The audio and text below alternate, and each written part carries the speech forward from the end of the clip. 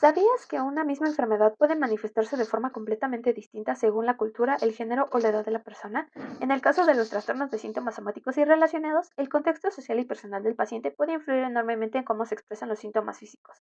Con ayuda del libro DSM-5, el manual de referencia en psiquiatría, exploraremos las consideraciones culturales y de género y del desarrollo para comprender mejor estos.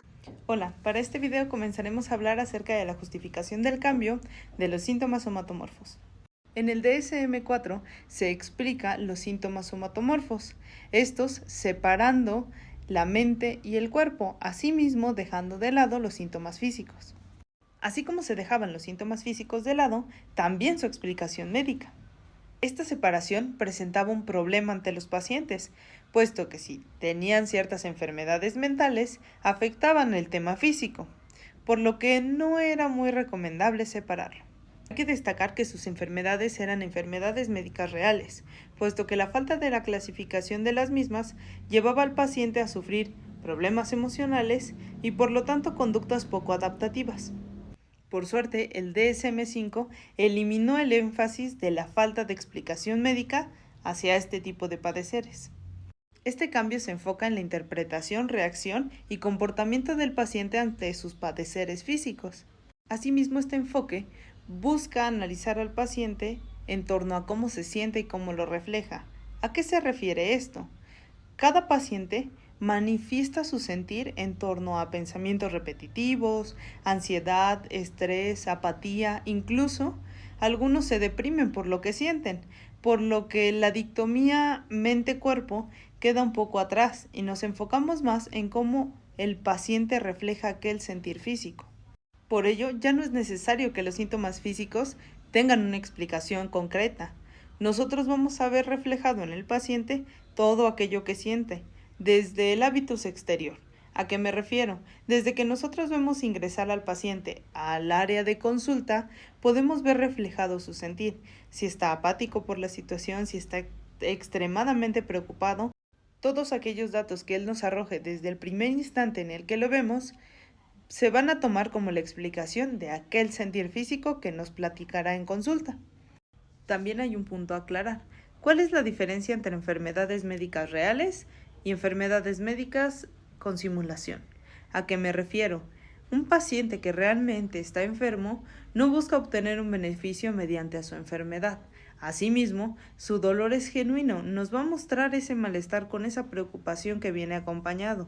Asimismo, una simulación viene con aquella interpretación de lo que podría sentir estando enfermo, con tal de que obtenga una receta médica o pueda tener algún tipo de descanso en el trabajo. Esos son pequeños beneficios que pueden llegar a afectar el juicio de un médico. En este caso, podemos diferenciar ambos por el enfoque del paciente a la hora de la consulta. Estos términos pueden coexistir, sin embargo hay que saberlos identificar. Ahora hablaremos acerca de los trastornos. Somatic Symptom Disorder. En este capítulo hablaremos acerca del trastorno que va acompañado de la presencia de los síntomas físicos, los cuales reflejan algún tipo de reacción desadaptativa que va acompañado con lo emocional y conductual. Ahora enlistaré cuáles son los puntos diagnósticos. Punto número 1. Síntoma somático.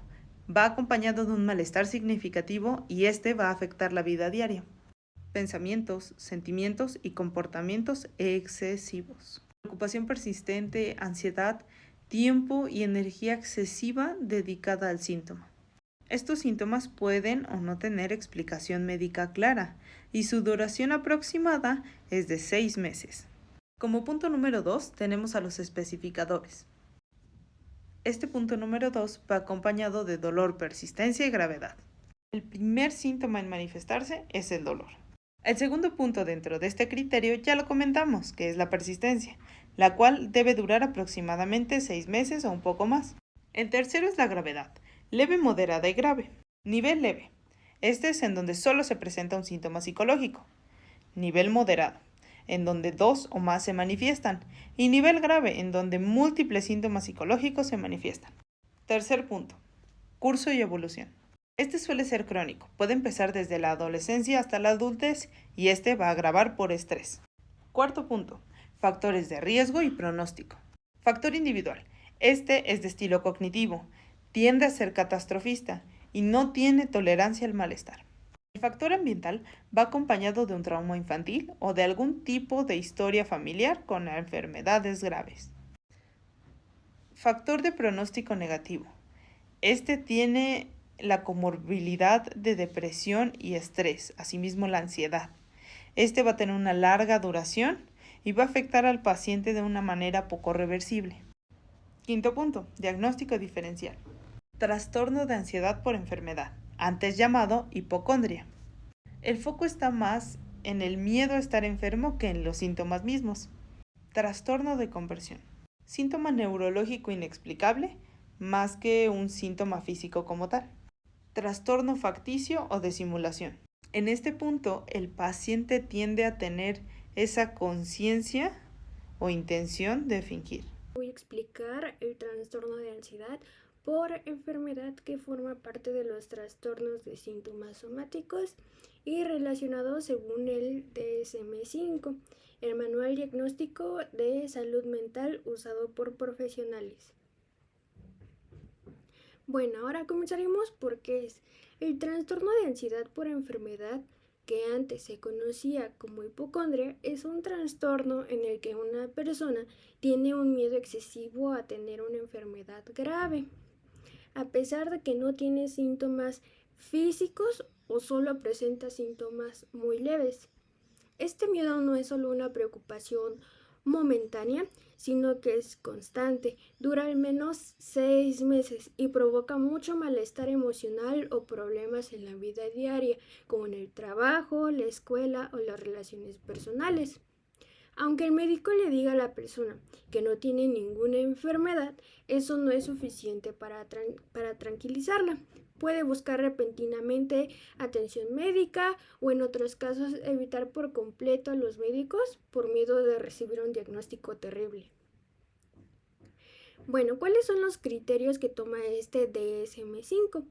Pues para este trastorno son 1. Preocupación excesiva por tener o desarrollar una enfermedad grave. Los síntomas físicos están ausentes o son leves. Número 3. Alta ansiedad relacionada con la salud. Número 4. La persona tiene comportamientos excesivos de comprobación, como ir seguido al médico, buscar información en internet, examinar su cuerpo o evita totalmente ir al médico. Número 5. La preocupación dura más de 6 meses, como les había mencionado. Y número 6, pues no se explica mejor por otro trastorno mental, como la ansiedad generalizada o el trastorno obsesivo compulsivo. Un ejemplo clínico puede ser, imaginemos a Juan, de 30 años, no tiene ningún síntoma físico grave, pero desde hace meses está convencido de que tiene cáncer. Aunque ya se hizo estudios y todos salieron normales, Juan va al médico constantemente. Busca síntomas en internet durante horas y no logra concentrarse en su trabajo porque está obsesionado con la idea de estar enfermo. Esto pues le ha generado problemas con su pareja, quien ya no sabe cómo tranquilizarlo, y aunque los médicos le aseguran que está sano, él no lo cree. ¿Cuáles pueden ser las diferencias con otros trastornos? Este trastorno no se debe confundir con el trastorno de síntomas somáticos, donde sí hay síntomas físicos reales, aunque no tengan una causa médica clara. En el trastorno de ansiedad por enfermedad, el problema central es la preocupación por enfermarse, no los síntomas en sí. Tampoco es lo mismo que la ansiedad generalizada, donde la persona se preocupa por muchas cosas, no solo por su salud. ¿Cuáles pueden ser las causas y tratamiento? Las causas pueden incluir factores psicológicos como la ansiedad, experiencias traumáticas con enfermedades o aprendizaje desde la infancia. Por ejemplo, padres muy preocupados por la salud. El tratamiento más eficaz es la psicoterapia cognitivo-conductual, que ayuda a cambiar los pensamientos negativos sobre la salud. En algunos casos también se puede usar antidepresivos o ansiolíticos, pero bajo supervisión médica. Y bueno, para concluir, En resumen, el trastorno de ansiedad por enfermedad es una condición real con tratamiento y es importante buscar ayuda profesional. Ahora bien, pasemos a hablar sobre los trastornos de conversión. Estos se van a caracterizar por ser síntomas neurológicos que pueden ser tanto funcionales como sensitivos. Si bien la persona va a tener síntomas físicos, cuando se haga una evaluación médica no se va a encontrar congruencia con alguna enfermedad neurológica. Esto no quiere decir que la persona se haya inventado o sus síntomas no sean reales, sino por el contrario van a ser reales y estos pueden llegar a ser bastante incapacitantes. Algunos de los síntomas más comunes a nivel motor de este trastorno van a ser la debilidad y la parálisis de algún miembro, puede haber trastornos en la marcha o puede haber movimientos anormales como el temblor, que puede llegar hasta parecerse a una crisis convulsiva. Si aparte de esto tiene alguna alteración en el estado de conciencia, se puede llegar a parecer a un síncope o a un estado de coma. De los síntomas a nivel sensitivo más comunes vamos a tener la falta o ausencia completa de la sensibilidad de la piel o de los oídos, o puede haber pérdida de la visión o de la audición. Para poder tener un diagnóstico certero entre si es este trastorno o es una enfermedad neurológica, se deben de realizar ciertos exámenes para que nos den datos clínicos. Algunos de estos exámenes van a ser dependiendo de lo que esté afectado. Por ejemplo, si la persona viene por temblores, el examinador puede hacer la prueba de sincronización de manos. ¿Qué quiere decir esta prueba? Que el examinador le va a pedir a la persona que imite los mismos movimientos que está realizando de su mano. Si la persona al imitar los movimientos hay algún cambio en el temblor o se sincroniza con los movimientos del examinador, esta va a ser positiva para el trastorno.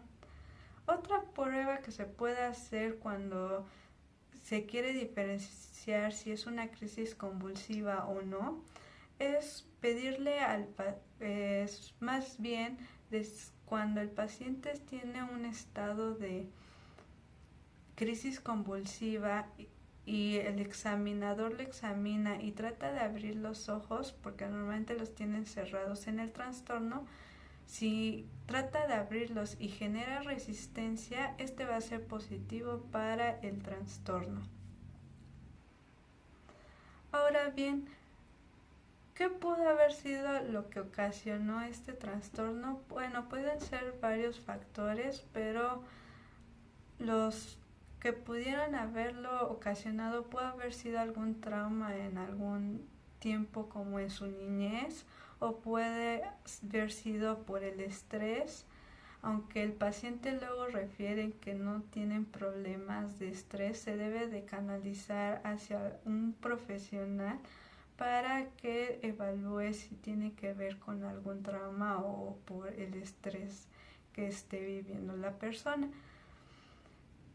Lo importante de este trastorno es canalizar a la persona hacia los profesionales adecuados y no minimizar los síntomas que tiene el paciente, sino por el contrario, darle el apoyo que se requiera.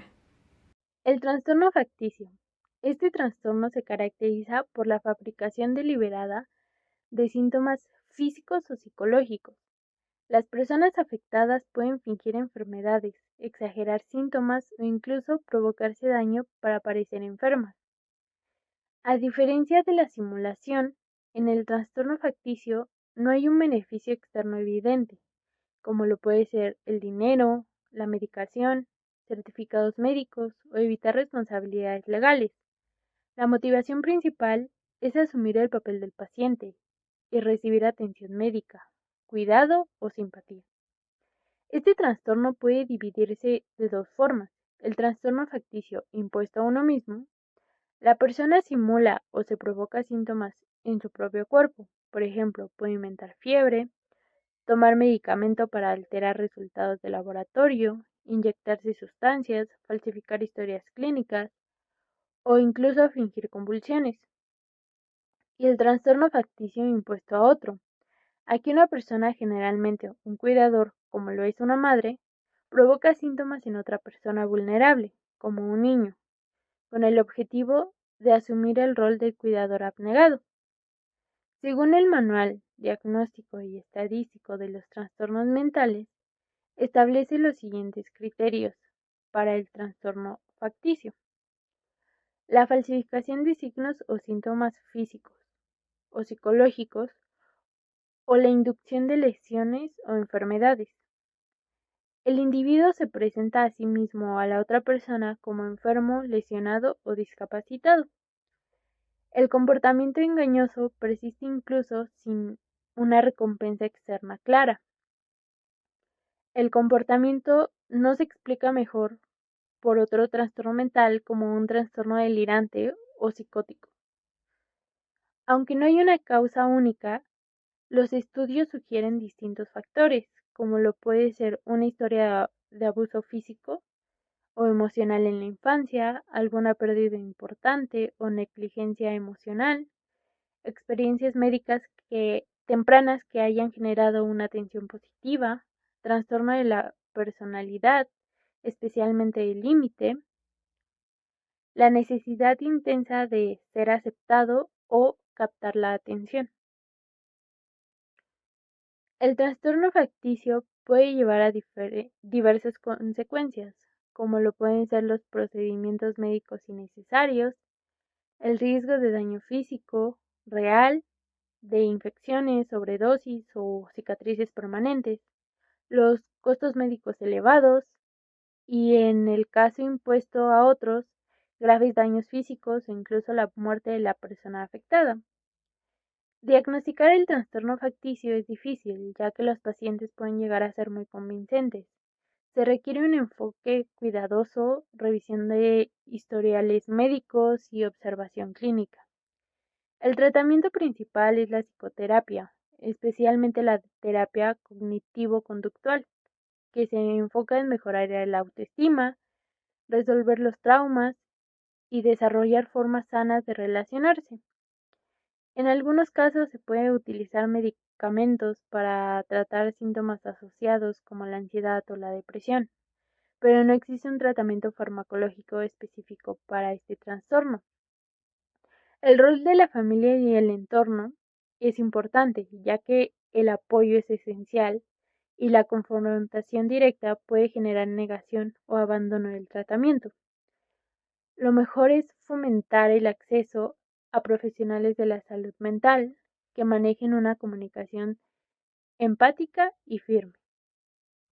Bueno, ¿cómo vamos a diferenciar un trastorno con síntomas somáticos de otros trastornos parecidos? Es decir, cómo saber si una persona tiene un trastorno o son síntomas físicos similares a un trastorno. En algunos casos, los síntomas físicos pueden formar parte de otro trastorno mental, pero dependiendo de cómo se manifiesten y en qué se enfoquen estos síntomas, eso es lo que nos va a dar pauta a pensar en un trastorno somático o en otro tipo de trastorno mental. ¿Ok? Por ejemplo, vamos a iniciar con el trastorno de pánico. ¿Ok? Aquí, en el trastorno de pánico, los síntomas físicos van a aparecer de forma repentina durante los ataques de pánico. ¿Okay? En el trastorno somático, los síntomas van a ser más constantes y duraderos. No va a ser por episodios de duración breve, como es el caso del trastorno de pánico. La ansiedad generalizada. ¿Okay? Esta es otra. En este trastorno vamos a tener que la preocupación va a ser por muchas cosas, no solo por la salud. ¿Ok? En el caso de ser un trastorno somático, nos vamos a encontrar que la salud o los síntomas físicos van a ser el foco principal de mi malestar. En el caso de la depresión mayor, vamos a tener que puede provocar síntomas físicos, pero se puede identificar la depresión mayor porque hay un estado anímico bajo y hay una pérdida de interés. En cambio, el trastorno somático se enfoca en el malestar físico simplemente. La ansiedad por enfermedad, vamos a tener que la persona se va a preocupar más por tener una enfermedad que por síntomas reales. Podría tratarse de esta ansiedad por enfermedad. En este caso, si los síntomas físicos son pocos o leves. Vamos ahora con un trastorno de conversión. ¿Qué es eso? El trastorno de conversión va a ser una pérdida de la función física, como por ejemplo no poder mover una pierna. Si se tratase de un trastorno somático, no hay una pérdida de la función, sino una preocupación intensa por síntomas concretos. ¿A qué me refiero con esto? No se pierde la función, sino yo estoy pensando en que puedo perder la función. Trastorno dismórfico corporal, vamos a tener que nos vamos a centrar en un defecto físico percibido, como por ejemplo la forma de la nariz, la textura de mi piel. En el caso de un trastorno somático, la preocupación va a ser por síntomas físicos internos, no por mi apariencia.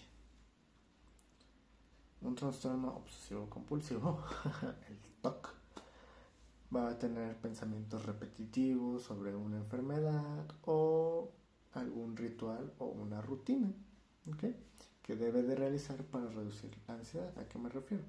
Al realizar estos rituales o estas secuencias repetitivas, él siente que tiene un control de su entorno. ¿Okay? Esto va a disminuir su ansiedad. En el caso de un trastorno somático no hay ese TOC, sino que solo va a haber preocupaciones persistentes por síntomas físicos. Y bueno, finalmente a todo esto, así podemos diferenciar un trastorno somático de otros similares. La clave va a estar en cómo se manifiestan y la intensidad, además de su duración, y si van acompañados de otros síntomas o si es meramente una cuestión de la percepción o el pensamiento. ¿Alguna vez sintieron que algo les dolía, pero nadie les creyó? O quizás cuando escuchaban algún tipo de enfermedad sentían que ustedes ya la tenían. O peor aún, cuando ustedes se despertaban de la nada, sentían de que alguna pierna les dejaba de funcionar, o su vista se volvía borrosa, o las palabras no salían de su boca. Todo esto no es porque se lo invente uno, sino porque el cuerpo habla por uno mismo. Empezaremos relatando algunos puntos de trastornos y esperemos sea de su agrado. Empezamos con el trastorno de síntoma somático, o bien titulado como la enfermedad infinita. Este es el tipo de persona que ha visto a más de 10 médicos y a todos les ha comentado que tiene un dolor de estómago fuerte. Sin embargo, a pesar de todos los innumerables tipos de estudios que se le han realizado, en todos estos ha salido negativo y seguirá saliendo negativo. Seguimos con el trastorno de ansiedad por enfermedad, o como se ha titulado como Dr. Google. Estas son los tipos de personas que al estar escuchando a algún vecino o algún familiar respecto a alguna enfermedad, o quizás si la leyeron de internet, sienten que ya la tienen. Y para estas personas, un pequeño puntito en la piel ya es un significado de algún cáncer terminal, o alguna pequeña tos ya significa tuberculosis. Seguimos con trastorno de conversión, o titulado como pierna rebelde. Estas son los tipos de personas que se levantan por la mañana como cualquier día normal a realizar su rutina. Sin embargo, de un momento a otro, la pierna les deja de funcionar, o se levantan sin poder ver, o al intentar emitir alguna palabra, esta no va a salir de su boca. Ellos deciden salir, sin embargo, alguna parte de su cuerpo les está diciendo que no. Seguimos con factores psicológicos de la enfermedad, o titulado como la enferma emocional. Estas son los tipos de personas que cuando en su rutina algo sale mal, algo aumenta de presión, o quizá que no pueden realizar alguna tarea, en ese momento su presión va a aumentar. Seguimos con trastorno ficticio, o titulado como la enfermedad de atención. Estas son los tipos de personas que se provocan algún síntoma. Podrían provocarse alguna fiebre, algún dolor estomacal, con el simple hecho de sentirse cuidadas, de sentirse apapachadas y protegidas por alguna otra persona. Todos estos son diferentes tipos de trastornos, y por presentarlos no quiere decir de que uno esté inventando las cosas, sino de que la enfermedad se está expresando de alguna otra manera en su cuerpo. Para comprender mejor estos complejos trastornos, en primer punto vamos a hablar de las consideraciones culturales. La cultura determina cómo entendemos el cuerpo, la salud y el sufrimiento. En muchas culturas no occidentales es común que las personas expresen su malestar emocional a través del cuerpo, como van a ser dolores, fatiga o molestias físicas sin causa médica aparente. Pero esto no va a significar que estén inventando sus síntomas. Simplemente dentro de su cultura puede considerar más aceptable expresar el sufrimiento psicológico como un dolor físico. Ejemplo de ello vamos a tener que en poblaciones latinoamericanas es frecuente el ataque de nervios. Dentro del sur de Asia vamos a tener el síndrome de edad, que va a estar relacionado con la preocupación por la pérdida de semen. Estas van a ser algunas expresiones culturales que son formas válidas de experimentar y comunicar malestar y no deben ser confundidas con simulación o falsificación. Dentro del libro va a recomendar utilizar herramientas como la entrevista cultural para comprender mejor las creencias, valores y contextos de cada paciente y así evitar errores de diagnóstico. Continuamos con las consideraciones de género. Estos van a presentar trastornos de síntomas somáticos, los cuales van a afectar con mayor frecuencia a las mujeres, especialmente durante su edad reproductiva. Esto puede deberse tanto a factores biológicos como a presiones sociales. En este caso vamos a tener al rol de cuidadora, la sobrecarga emocional o experiencias de violencia de género. Además, las mujeres solemos tener más facilidad para buscar atención médica, lo que puede aumentar las tasas de diagnóstico en este grupo. Sin embargo, también puede enfrentar un mayor estigma, siendo vistas como exageradas o hipocondríacas, lo cual puede llevar a subestimar enfermedades físicas reales. Por otro lado, los hombres suelen expresar el malestar emocional de forma distinta, como va a ser la irritabilidad, el abuso de sustancias o conductas de riesgo, lo que puede enmascarar trastornos sintomáticos. Por último, vamos a tener las consideraciones del desarrollo. La edad del paciente también influye en cómo se manifiestan estos trastornos. En la infancia y en la adolescencia, los síntomas somáticos, en este caso se van a presentar como dolor de estómago o fatiga, pueden ser la única forma que tiene el menor de expresar ansiedad, miedo o conflictos familiares. Aquí la relación con los cuidadores y el entorno escolar cobra mucha importancia. En los adultos jóvenes, los síntomas pueden relacionarse con estrés académico, laboral o relacional. Mientras que en adultos mayores el desafío es diferenciar entre síntomas reales por enfermedades físicas propias de la edad y los síntomas somáticos de origen psicológico. En este grupo, la soledad, el duelo y el temor a la muerte pueden desencadenar síntomas físicos reales sin que exista necesariamente una causa médica específica. Comprender a fondo las variables culturales, de género y de desarrollo no solo mejora el diagnóstico, sino que también permite una atención más humana y empática. Los síntomas somáticos no son imaginarios, van a ser reales para quien los padece y su origen va a estar relacionado tanto en el cuerpo como en la mente. Nosotros como profesionales de la salud o en general como sociedad debemos mirar más allá de los síntomas físicos y entender a la persona en su totalidad. En conclusión de este video, queremos recordar que los trastornos somáticos realmente reflejan, aunque el paciente tenga esos síntomas físicos con o sin explicación médica, esa reacción desproporcionada ante los mismos. Dicha reacción afecta la vida cotidiana del individuo. El cambio respecto al término antiguo refleja esa nueva visión íntegra y biopsicosocial. Este nuevo término busca alejarse de la dicotomía mente-cuerpo. Este punto busca visualizar que hay un malestar real, aunque no necesariamente pueda llegar a ser explicado mediante hallazgos médicos. Recordemos que todo lo mencionado en este capítulo abarca ese enfoque biopsicosocial de analizar al paciente desde un malestar genuino hasta un malestar real y cuál es la intención cuando éste acude a consulta.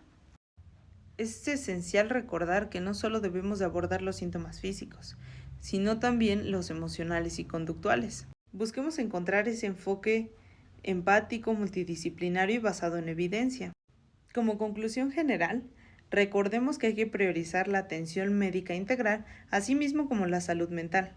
Debemos de validar ese sentir del paciente y asimismo tenerle respeto, puesto que hay que ser empáticos, como nosotros es un individuo biopsicosocial y no debemos de tratarlo minimizando aquel sentir que él nos describe. Gracias por ver el video.